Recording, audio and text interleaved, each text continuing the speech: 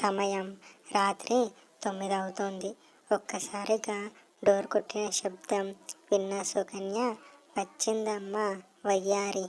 తెల్లవారుజామున 6 గంటలకల్లా వెళ్ళి రాత్రి 9-10 గంటలకి ఇంటికి వస్తుంది. అడిగేవాళ్ళు లేక ఇంకా పుట్టింట్లోనే ఉన్నాను అన్న భ్రమలో అలా రోజంతా ఆఫీస్ కని చెప్పి రోజంతా ఊర్లు తిరిగి ఈ సమయానికి వస్తుంది. ఇరుగు పొరుగు వాళ్ళు చూస్తే ఏమనుకుంటారు? అసలు ఇంతనైనా బుద్ధుందా? కన్న తల్లి అన్న కొంచెం బాధ్యతలు చెప్పాలి కదా. కన్న తల్లి భర్త పోయాడని. ఫ్రెండ్స్ ప్లీజ్ లైక్ చేయండి ఫ్రెండ్స్. మీరు మా వీడియోస్ని చూస్తున్నారా తప్ప లైక్ చేయడమే లేదు. చూసేవారు ఒక లైక్ చేయండి. Thank you all. ఏదో ఒక పని చేసుకుంటూ బ్రతికేది. అలానే తల్లి బుద్ధే ఈ కూతురికి వచ్చినట్టున్నాయి. ఏం చేస్తాం, కట్టుకున్నాక తప్పుతుందా మరి అని 10 నిమిషాల తర్వాత డోర్ తీస్తుంది. ఎదురుగా సుకన్య కోడలు సుజాత. క్షమించండి, ఈరోజు వర్క్ ఎక్కువగా ఉంది, అందుకే లేట్ అయిపోయింది.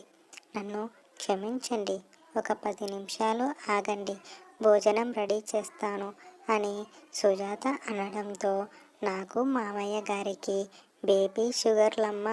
నువ్వు వచ్చే సమయం దాకా నేను మామయ్య ఎదురు చూస్తూ ఉండలేము కదా. అందుకే ముందుగానే భోజనం చేసి టీవీ చూస్తూ కాలక్షేపం చేసి ఇప్పుడే పడుకుందామని అనుకున్నాను. ఇంతలో నువ్వు వచ్చావు అని మనసులో ఒక మాట, బయటకు ఒక మాట ఆడుతోంది సుకన్య. అదేంటత్తయ్య, మీ అబ్బాయి ఇంకా రాలేదా? నేను ఫోన్ చేస్తే సాయంత్రం 6 గంటలకే ఇంటికి వెళ్ళిపోయాను అని చెప్పాడు. అదేంటి ఇంట్లో కనిపించడమే లేదు అని సుజాత అడగడంతో, ఏంటోనమ్మ, పెళ్ళయ్యాక మా అబ్బాయి కూడా నా మాట వినడమే లేదు అని కళ్ళు పెద్దవి చేసుకొని కోడలు సుజాత వైపు చూస్తూ ఉంటుంది. అది అర్థం చేసుకున్న సుజాత, ఇంకా చిన్న పిల్లాడిలా మీ మాట వింటారు అనుకున్నారా అత్తయ్య అని ఎటకారంగా తన గదిలోకి వెళ్ళి ఫ్రెష్ అప్ అయ్యి సంజయ్ సుజాత భర్తకి ఫోన్ చేస్తుంది. ఏవండి, 6 గంటలకి ఇంటికి వచ్చేసాను అన్నారు. నేను ఇంటికి చేరుకున్నాను, మీరు ఇంకా ఇంటికి రాలేదే? ఎక్కడికి వెళ్ళారు అత్తయ్య?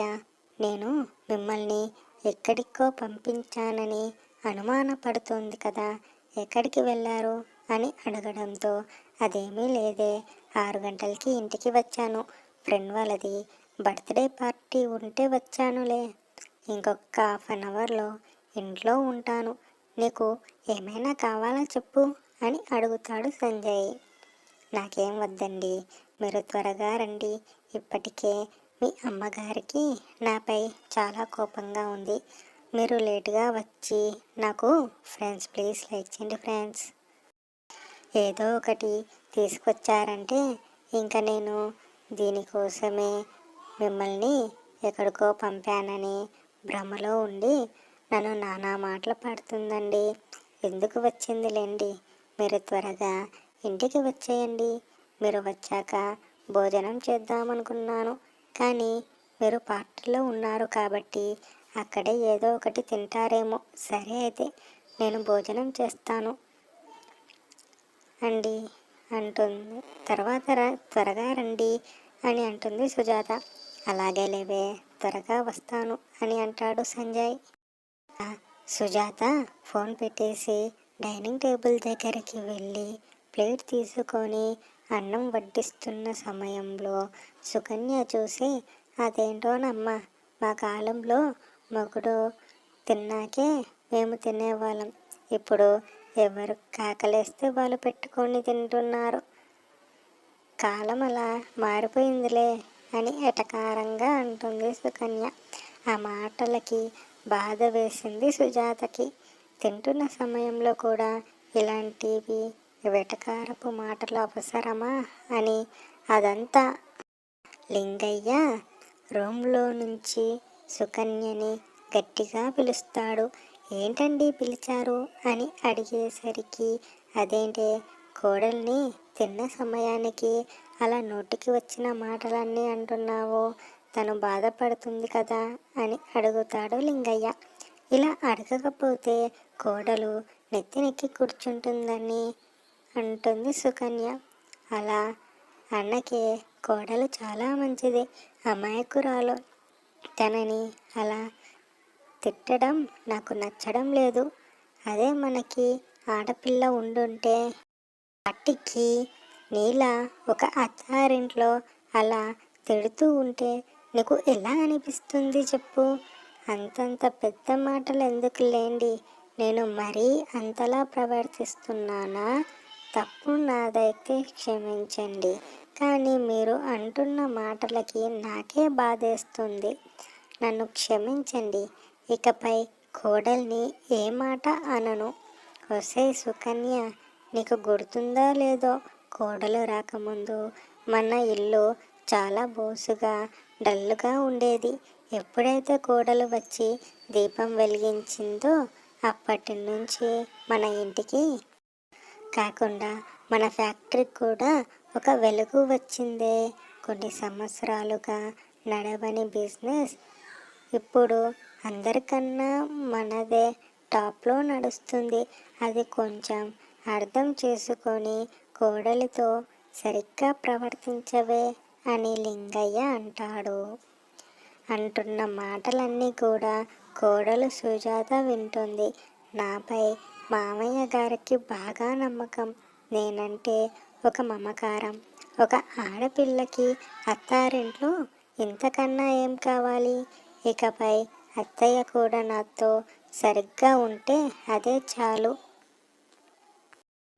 పెళ్ళైన మొదట్లో మన కోడలు ఉద్యోగం చేస్తానంటే మనం మన ఫ్యాక్టరీలోనే చేయొచ్చు కదా అమ్మా అని అంటే, మన ఫ్యాక్టరీలో మనం చేసేదానికన్నా బయట దాంట్లో చేసి వాళ్ళు ఎలా అయితే బిజినెస్ ఐడియాని ఆలోచించిస్తారో అదే ఆలోచన మన బిజినెస్లో రెట్టింపు చేస్తే మన బిజినెస్ టాప్ అవుతుందని ఐడియా ఇచ్చింది తనే.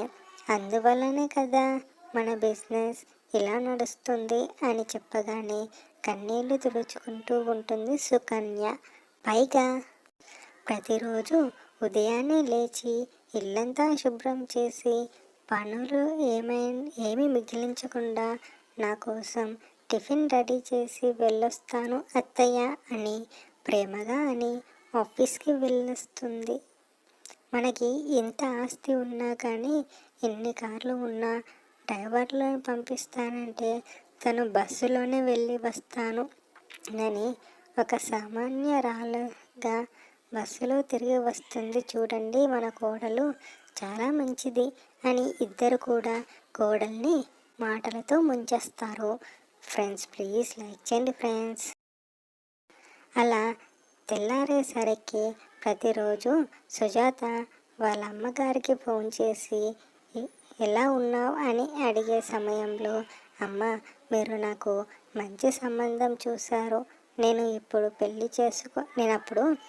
చేసుకోనని చెప్పాను, అయినా మీరు వినకుండా మంచి సంబంధం ఉంది చేసుకో అన్నారు కాబట్టి పెళ్ళి చేసుకున్నాను. కాబట్టి ఇప్పుడు నాకు మంచిగా అత్తయ్య మామయ్య అలాగే భర్త దొరికారమ్మా అని చెప్పడంతో ఆ తల్లి చాలా సంతోషిస్తుంది. ఏ తల్లికైనా కూతురు బాగుంటుంది. నువ్వు జాగ్రత్తగా ఉండు, మీ అత్తయ్యని మామయ్యని అల్లుడి గారిని జాగ్రత్తగా చూసుకో, నాకు చెడు పేరు తేనివ్వకమ్మా, జాగ్రత్తగా ఉంటే అన్నీ జీవితాన్ని సజావుగా ముందుకు సాగిస్తారు. చూసినందుకు థ్యాంక్స్ ఫ్రెండ్స్. ఇంకా మంచి వీడియోస్తో మీ ముందుకు వస్తాను. అంతకన్నా ముందు మీరు ఎవరైతే మా వీడియోస్ని చూసారో ఒక లైక్ చేయండి చాలు ఫ్రెండ్స్. మీరు సబ్స్క్రైబ్ చేయకపోయినా పర్లేదు, కానీ చూసేవారి నుంచి మాకు లైక్ కొడితే మా వీడియోకి కొంచెం సపోర్టివ్గా ఉంటుంది. ప్లీజ్ ఒక లైక్ చేయండి. Thank you all.